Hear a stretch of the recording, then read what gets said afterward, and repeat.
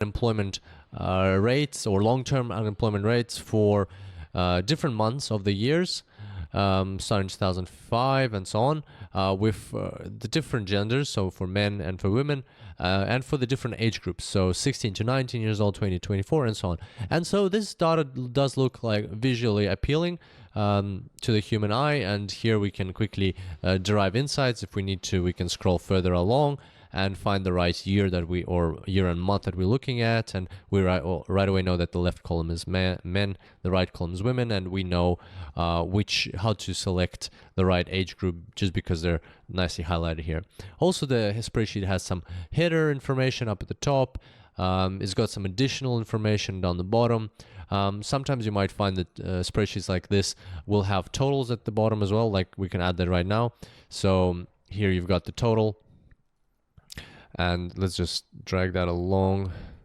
So we'll call that total. So this is not uncommon. When there's a total at the bottom of the spreadsheet, it might be highlighted in a different color as well. So maybe like a blue or something like that. And as humans, we can understand and comprehend this information quite easily. But on the other hand, it's not the best format for machines. So let's have a look at another format that might be that you might be used to. So here is another spreadsheet with the same information, and it's got the age groups, the period, and here the men and women are split into two separate columns. And so for that period, for that age group, you can understand right away what was unemployment for men, what was unemployment for women, and once again there might be a total here as well.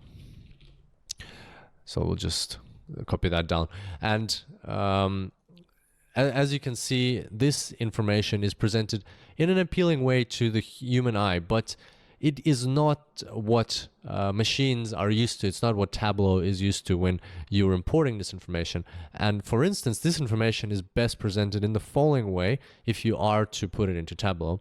And that format is this, where you've got separate columns for every type of dimension that you have. For instance, the age, which is split into certain bands here. The gender is a separate dimension, and then you've got the period, so period of time, the month that you're looking at, and then finally you've got the measure which is aggregated at the lowest level of granularity that you have. So when you take the age, the gender, and the period into account, you've got that value over here. So it's basically just columns of data rather than some visually appealing formatted data, which we had here and here. So what you need to make sure when you're importing data into Tableau is that it is formatted as close to this as possible. Ideally, it has to look like this.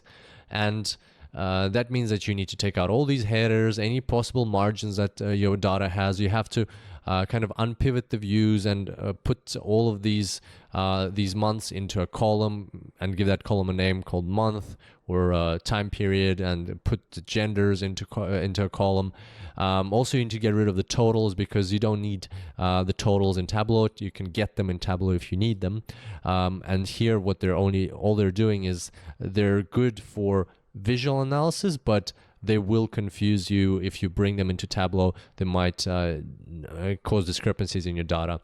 Also, sometimes you might find that data is structured in a way that if a value in a column is repeated, then there is no value there. So for instance, it could be like this. And so that basically means that all of these are January, all of these are February, all of these are March. Well, for Tableau to understand this data, you also need to, once again, fill in the blank spaces of your data, and you can do all of this in Excel if you need to.